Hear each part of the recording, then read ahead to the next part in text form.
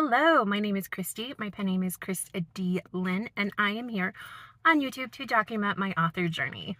I want to say thank you for being here and coming to my little tiny channel and watching my video. Here on this channel, we talk about books, we talk about writing, and just whatever I am creatively interested in. So if that is something you would like, please like and subscribe and help me out. I would love to keep continually growing slowly. So thank you, and let's get started. Okay, so today is going to be my reading wrap up and books I have read for the month of May. First off, I am in the middle of a move.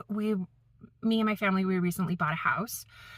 So we're moving from an apartment into a house. So things are a bit chaos behind the scenes in my real life. And my kids are out of school for the summer. And I don't really like recording when they are out and about. So for now, until I can figure out a space and a time to make these recordings, we're going to do it from my minivan. I'm working with what I got, and this is what I have. So we're gonna make do, and this is how it is. So I just wanted to let you know that that is going on. And yeah. Okay, so every month at the beginning of the month, I choose a TBR list. I choose 3 books. First book is physical, second book is ebook, and third book is Audible. No, hold on. Physical, ebook, Audible. Yes. I try to do 3. 3 books a month is my average. And sometimes I get to all 3, sometimes I don't get to any of them. Especially if I am writing, I tend to try to use all of my free time with writing than I do with reading. But because I finished writing a manuscript, I put it on hold for a little bit. I've been doing a lot of reading lately. So yeah, let's talk about my wish list, my TBR list of what my goals were for the month of May. So the books I had, let me pull up my list, was Caraval was going to be my physical book for the month of May. And hold on, Caraval. Oh, Defy the Night, because that was a library hold I had that came free. So I wanted to make sure I read that book. And then my Audible was Get Signed. Get Signed is a nonfiction book. And it's, hold on, Get Signed is a nonfiction book, and it's basically one of those self-help kind of books on how to get a literary agent. So I wanted to listen to that book and do some research on how to write queries and get in the process of that. Because like I said, I have a cyberpunk romance that I've written, but right now it's in beta readers, and I've been, my camera fell. Okay, so Get Signed is a nonfiction book that I wanted to read because I wrote a cyberpunk romance. Right now, currently, it's with beta readers, but I've come to the realization that it probably needs a revision, a very light revision. I don't think I'm going to do some heavy changes in it. Just work on smoothing off the rough edges. And until I can get that figured out and fixed, yeah, what was I saying? I lost my train of thought. Oh, writing. Yeah, so I'm going to be reading quite a bit and holding off on my writing. But yeah, I actually didn't get around to reading Get Signed because I am not quite there in my author journey to do that kind of research just yet. It's probably going to be a book I'll read for the month of June, but I didn't get around to reading it for May. So that was my May goals. Let's talk about the books I actually did read. Sorry guys, I'm trying to find a hands-free way to do this recording in my van. So we're going to try different angles the best we can. But I have a list here of the books I read from May, and we're going to talk about it. Okay, so the first book I read was Caraval. And let's start chatting Caraval. Okay, so I'm going to try and put the picture of Caraval right here. This was my physical goal to read in the month of May, and I did get it done. So Caraval is about a girl named Scarlett. She lives on this very isolated island, and it has been her dream since she was a kid to have this Caraval come to her little island and perform. The Caraval is run by this magical, mythical person named Legend. He's cursed to live forever, and his Caraval is very magical and whimsical and kind of fun and delightful. And she's been writing letters to Legend for him to come to her isolated island since she was a small kid, because she's been really wanting to see this magical carnival. But he's been kind of ignoring her letters. And the book starts when Scarlett is a young adult. I think she's around 19 or 20. Her father has her betrothed to this guy she's never met, and she's only communicated with him through letters. She feels like marrying this guy is her way of escape because her father's a bad guy. Bad dude. So she's kind of looking forward to the marriage. She thinks it's a good thing. But Legend has finally sent her back a letter and has invited her to his magical island where this Caraval is participated in. And this is where like a competition happens. Anybody who wins this competition gets a wish from Legend himself. And she has 3 invitations, one for her sister, and I think one is for her fiance. But because she's never met him, she can't find him. Well, the sailor named Julian kind of gets intertwined into the mix, and he says that he will help her if he can get a ticket. So yeah, shenanigans happen. She ends up going to the carnival, and there's this ticking time clock because she's trying to get the competition done before she has to get back for her wedding.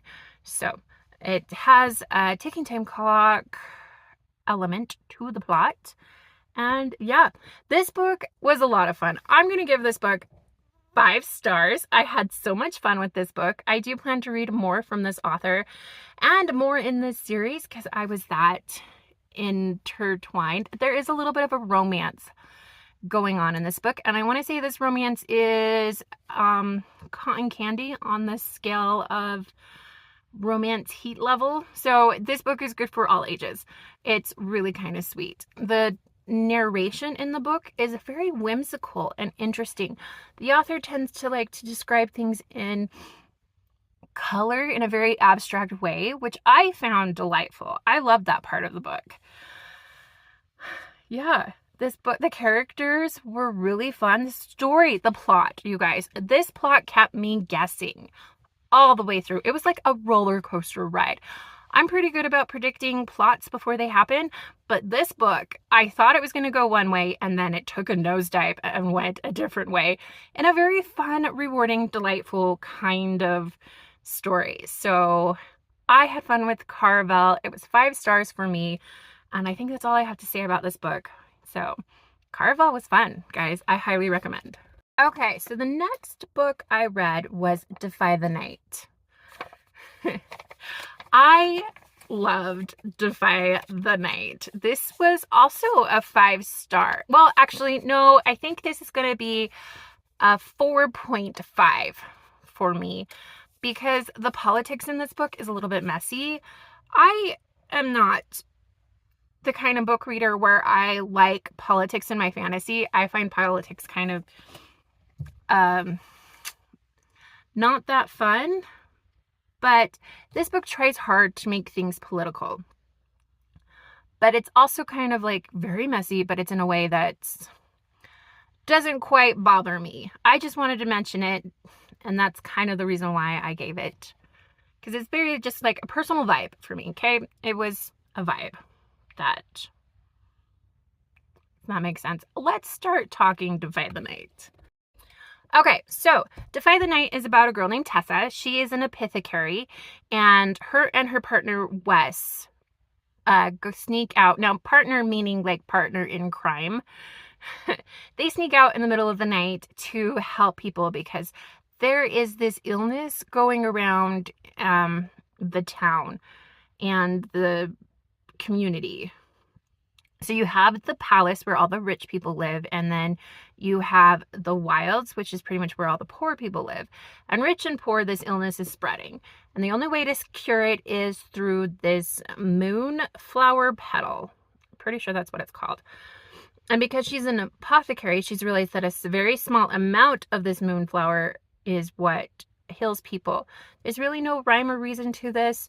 And her and Wes, they go in the middle of the night to deliver these elixirs to people to help people get better.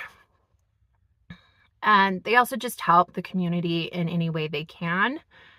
And it is the king and his brother have made some strict laws in place. And this is what I meant about the politics. It gets a little messy. There's some very strict politics with thievery and sneaking out in the middle of the night. And this is what Tessa and Wes are doing together. And she's really trying to find a cure to this illness. And shenanigans happen. She gets involved with the prince. Just like, yeah. I think that's pretty much the plot. I don't want to go any more further because then spoilers will happen. And this book, there's twists and turns in it. And it's fun and delightful and exciting. And I had a blast with this book. I read it really quickly. I think I read it in 3 days. But I had that much fun with this book.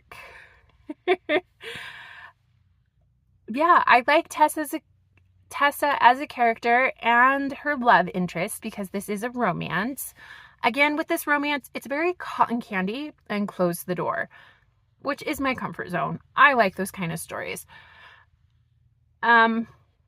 But this author does like a little bit of grimdark in her stories. I did also read all the Cursebreaker trilogy. I like Defy the Night more than I liked the Cursebreaker ones. I don't know why. I think it's just more my vibe. And I just enjoyed the characters a little bit more and the romance in this book than I do the Cursebreaker. I do like the Cursebreaker. I did have fun with that. But Defy the Night was a lot of fun. 4.5 star for me. And I loved it. It was fun.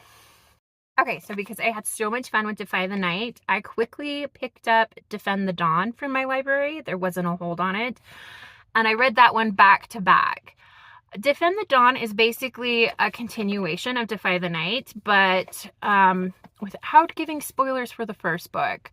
Things happen, and then there's this sailor, there's a ship. It comes into town, and it claims to have a cure for the illness. So Tessa, because of things that happened in the first book, she gets involved on this ship, and she sails away with them, along with her little characters and crew with her and her love interest.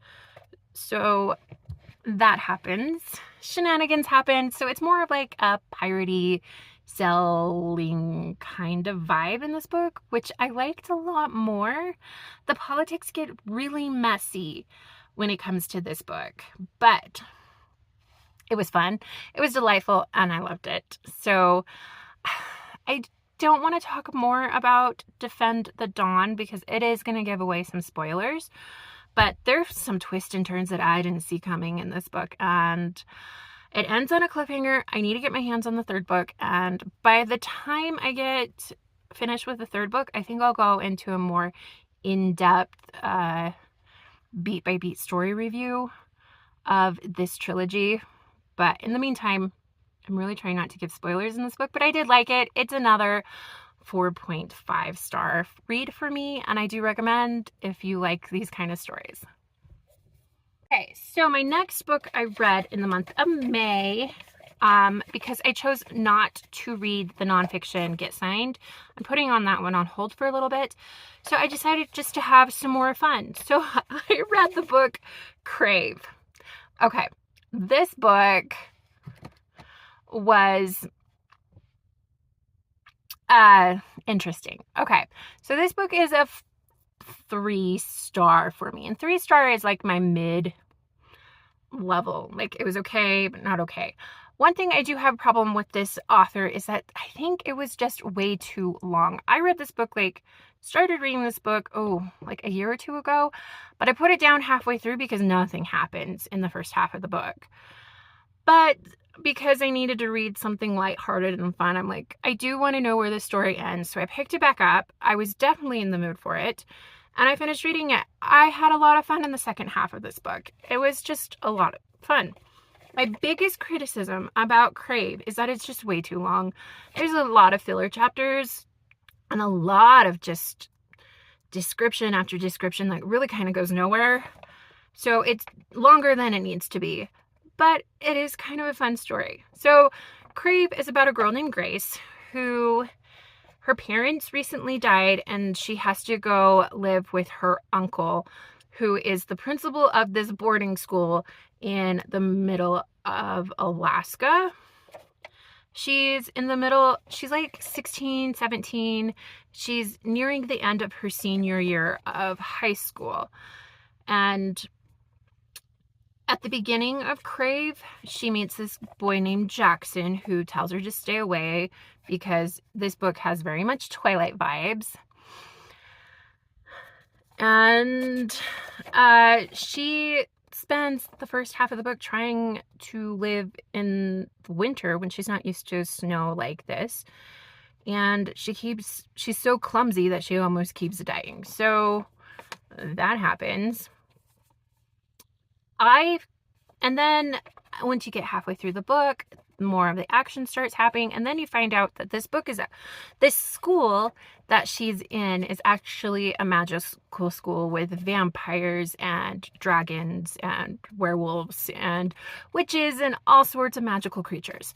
And so once you figure that out, the plot really picks up and things start having fun and it becomes a delightful read. So this book is like Twilight meets Wednesday Addams from the Netflix series. So if you like kids going to this magical school kind of vibe, or Halloween Town. Do you guys remember Halloween Town on the Disney Channel from years ago? It's more that vibe. And sometimes, I had fun with it. I think it's a delight. The romance is cotton candy, close the door, which is my kind of thing. This book does deal with the mating bond. Now, if you don't know what mating bond is, it's fantasy romance trope. It's basically soulmates. So you have your two love interests. They are destined to be together by fate and they're mated because magical fate. And this book has a very heavy mating bond. It does explain it in a very light, delightful way. And I have fun with that. Sometimes I find mating bond storylines to be kind of cringy, but this one it's cheesy, it's whimsical, it's a lot of fun. But yeah, my only criticism of the story is it's too long. There's just too much filler words. It doesn't need to be this long. So that's my criticism of Crave. Now, let's get into the next book, Crush. Next book is a 4-star. It's only a 4-star because, again, this author really likes her words. Like, it's really, really long. One thing about the way she writes is that the pacing and the tension is dragged out in a kind of positive way. It's just some of those chapters don't need to be there. There's a lot of filler stuff.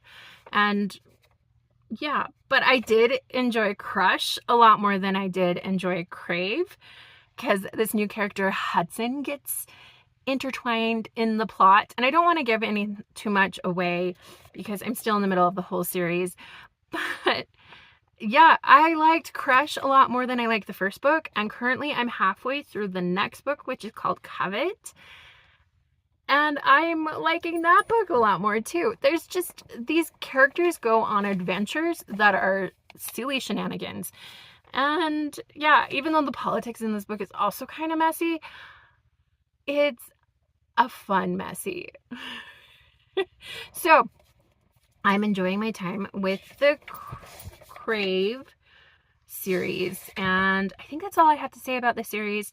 But yeah, those are the books I've read in the month of May. Let's go through them again. I read Caraval, Defy the Night, Defend the Dawn, Crave, and Crush. So those were my books for May. Before I end, let's talk about my TBR for June. All right, so my TBR for June is going to be the rest of the Crave series. I'm not going to do physical because, one, I'm packing. So to have a physical book out and about while I'm packing up is just going to add more chaos and stress to my life that I don't need right now. So I'm going to stick to ebooks this time, and I'm going to finish up reading the Crave series. Crave is on available for Kindle Unlimited, which I do have, and I thought I would just read through those as quickly as I can. So that's my TBR for the month of June, and we'll see how far I can get into that. All right, you guys, thanks for watching. If you've gotten this far into the video, if you could like and subscribe, I would really like to continue growing my community here, and I really love getting involved in the book community. It has been a real blast for me. So yeah, leave a comment of books that you would be interested in me reading, or if you've read these books, let me know about them. I would like to know your thoughts, and I think that's all I have to say. I wanted to say goodbye. I hope you guys have a nice day, and we'll chat later.